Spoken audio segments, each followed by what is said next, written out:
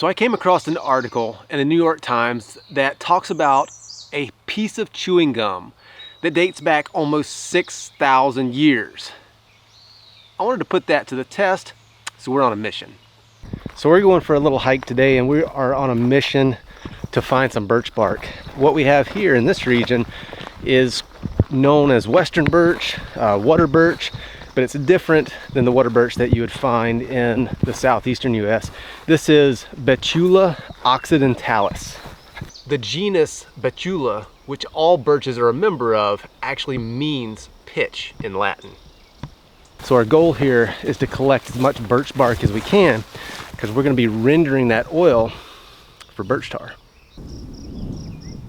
A wildfire came through here several years back and killed a bunch of trees, these birch included, but the bark is still good. So we'll go ahead and strip some of the bark off of these dead birch trees, and then we'll take it back to our camp and start rendering some birch tar.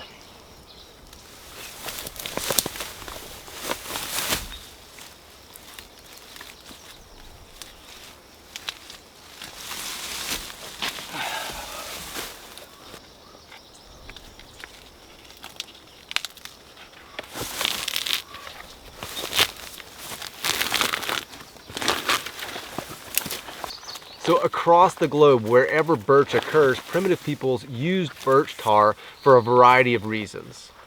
It was used to waterproof and seal wooden implements like bows and arrows. It was used as a leather preservative and waterproofer. Birch tar, along with hide glue, were the original adhesives.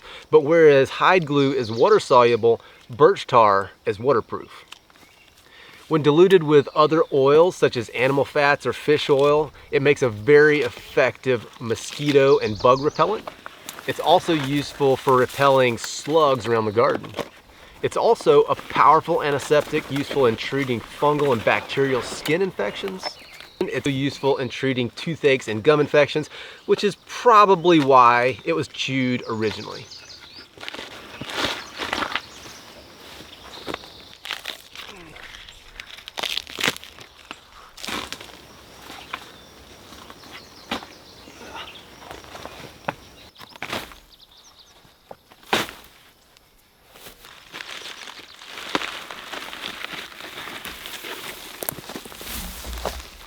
Extracting the tar from birch bark is very easy, and all you need is 2 cans. One large can to contain the bark and one smaller can to catch the tar. So as my bark container, I'm going to be using a paint can, and if you look in the bottom, I've got a hole punched into it. That's going to be where the tar comes out. The other important part is that you've got a lid that fits pretty tight. If your lid doesn't fit tight, when this gets hot, your tar is going to combust and burn up instead of coming out that hole. We want to try to avoid that.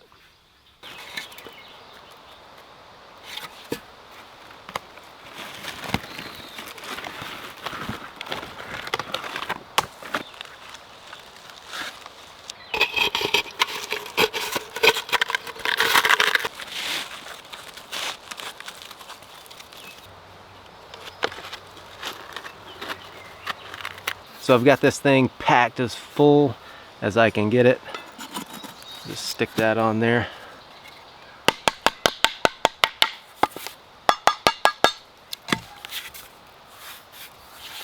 Now we're ready.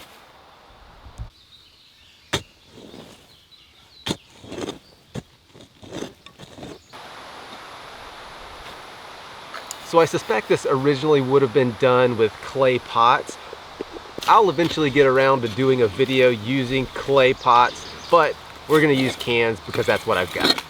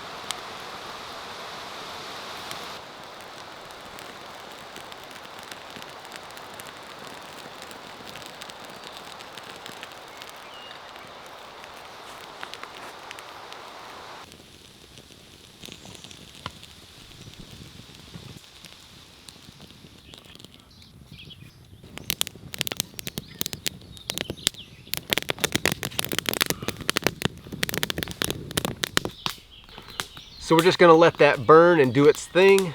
We'll come back once the fire's burned down and see what we've got.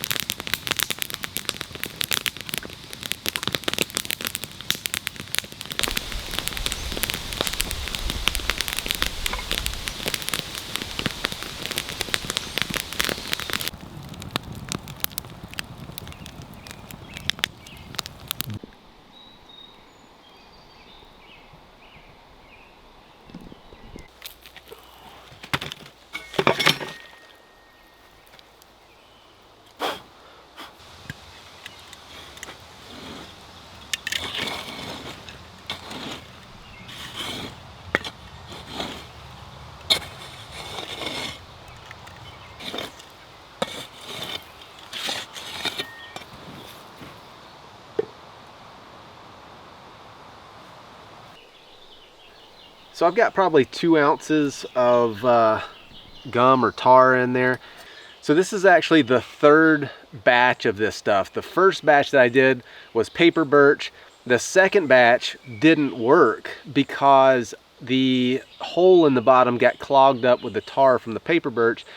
The top ended up popping off, and that allowed too much oxygen to get in there, and all of the tar from my second batch just kind of burned up. So on this 3rd batch, I made sure to scrape the bottom of my can out, unplug that hole, and it rendered out just fine. So this can is still warm.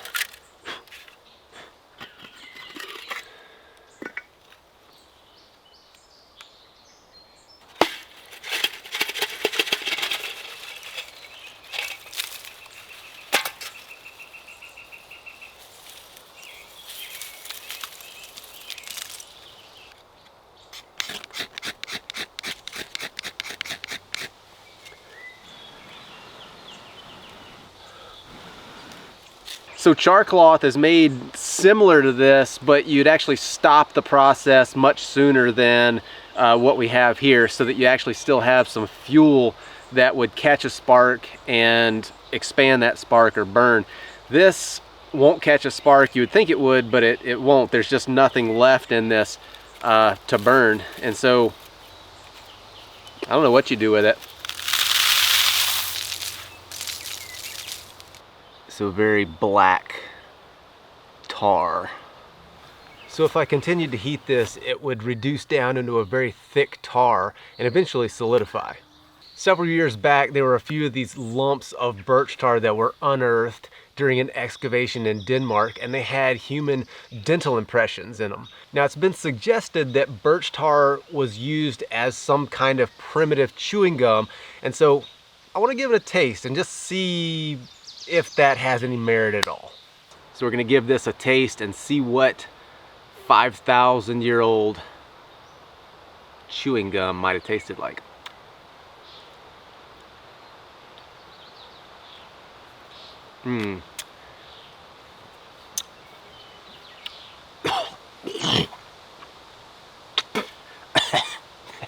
That is disgusting.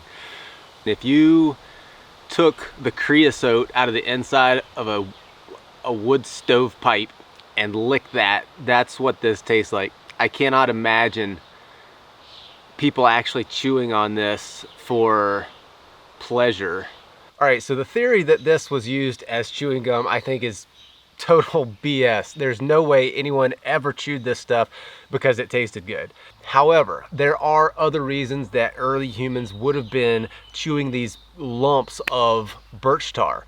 One is simply to soften the tar for other uses. Perhaps they were patching a crack in a clay pot or applying it in some other way.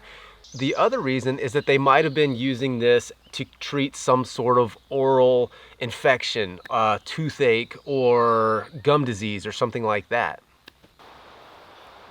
So this would have been used to help waterproof bows, any kind of wooden implements, and it just looks awesome. Look at that color that comes from that.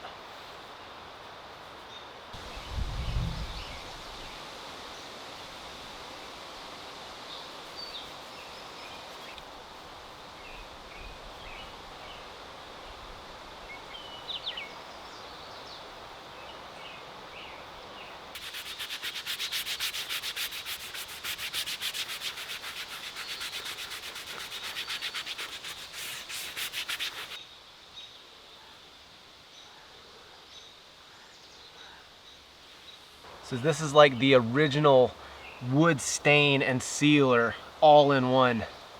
It's like the original Minwax. So if you do plan on using this birch tar on your skin, it's recommended that you dilute this down with some other carrier oil. Now originally, animal fats like tallow or bear grease or fish oil would have been used.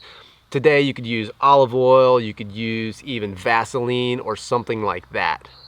All right guys, so I hope you enjoyed that video and picked up some cool tips. You know, birch is super widespread all across the northern hemisphere. Odds are that you have birch trees nearby. So go out, grab some birch bark, grab a couple of cans and experiment with this stuff. It's very easy to render out and it's useful for all kinds of things. All right, see you on the next one.